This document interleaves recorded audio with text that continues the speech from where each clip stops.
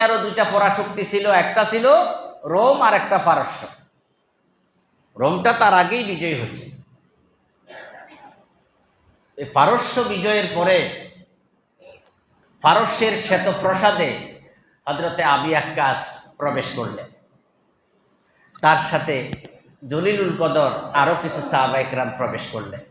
তিনি প্রথমে 2 রাকাত নামাজ আদায় করলেন। কয় রাকাত?